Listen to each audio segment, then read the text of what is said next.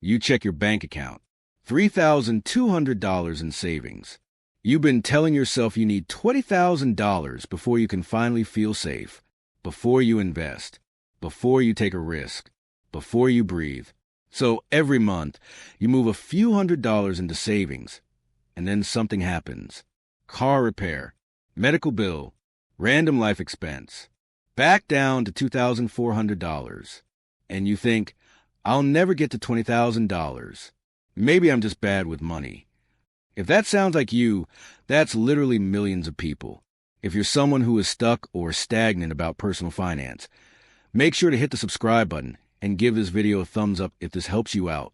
Because look, the $20,000 emergency fund rule, for most people, it's misunderstood. And sometimes, it's financially counterproductive. Let's break this down. Here's the thing. Personal finance advice loves clean, round numbers. Save $10,000. Build a $20,000 emergency fund. Have 6 to 12 months of expenses in cash. But advice without context can quietly stall your wealth. According to a Federal Reserve report, nearly 40% of Americans would struggle to cover a $400 emergency expense without borrowing or selling something. So yes, having cash matters. But here's what most people don't realize.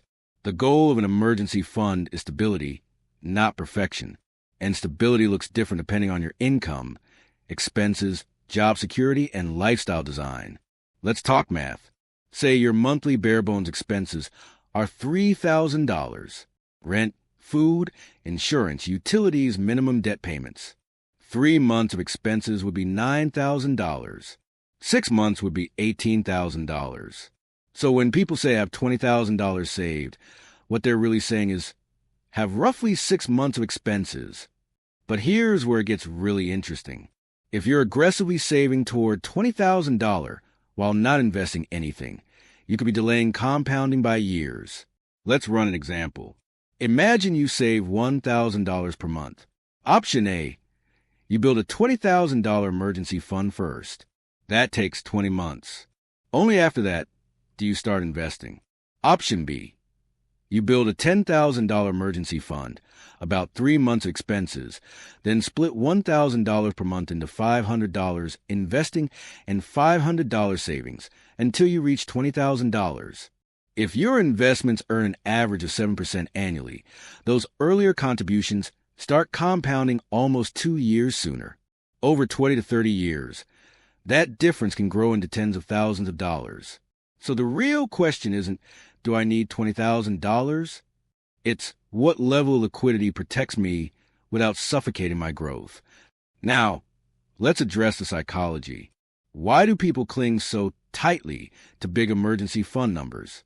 Fear, loss aversion, a concept studied by behavioral economists like Daniel Kahneman, shows that we feel the pain of losses about twice as strongly as the pleasure of gains. So we overcorrect. We hoard cash because it feels safe, even when that safety is costing us opportunity. Look, I'm not anti-emergency fund. I'm anti-paralysis. Because cash has a hidden cost. Inflation.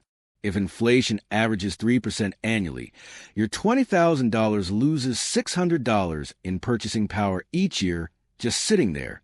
Over 10 years, that erosion compounds. Meanwhile, diversified investments historically have averaged higher long-term returns. So there's a balance. Now you might be thinking, but what if I lose my job tomorrow? Valid concern. According to the Bureau of Labor Statistics, the average duration of unemployment in the U.S. often ranges between 8 and 20 weeks depending on the economy. That's roughly 2 to 5 months. So for many people, a 3 to 6 month emergency fund truly is sufficient. But here's what most people don't realize. Your emergency fund size should reflect risk level.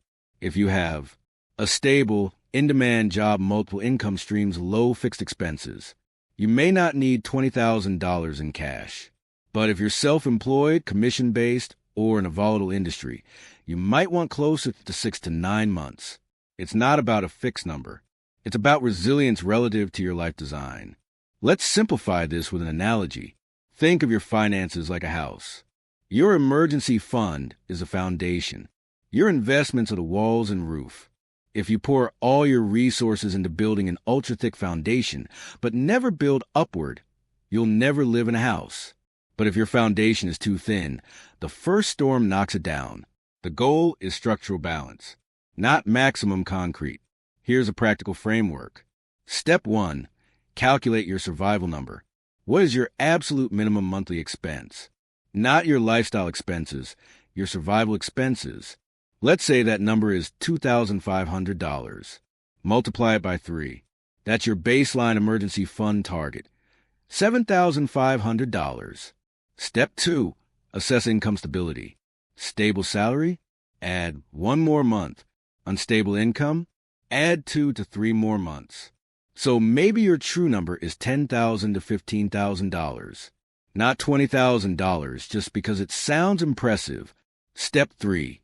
Start investing sooner than feels comfortable.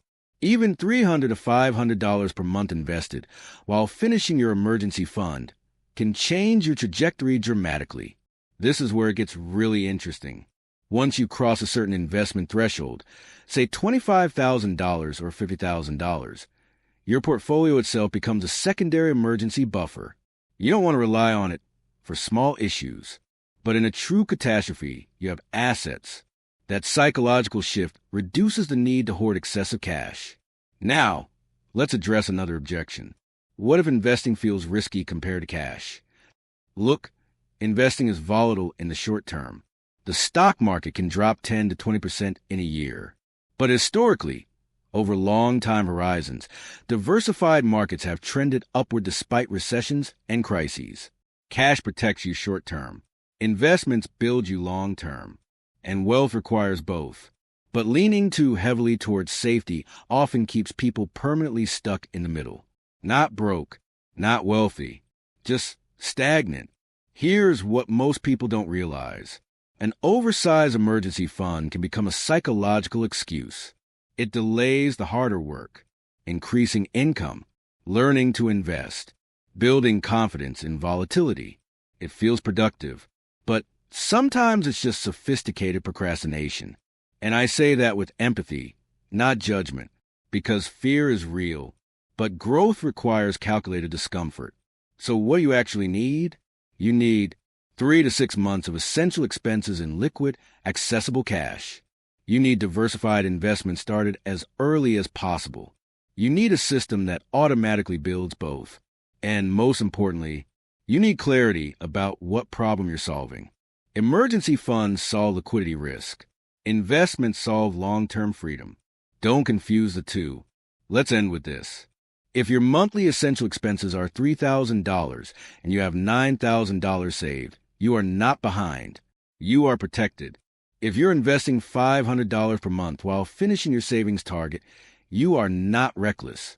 You are strategic. The goal isn't to hit an arbitrary $20,000 number.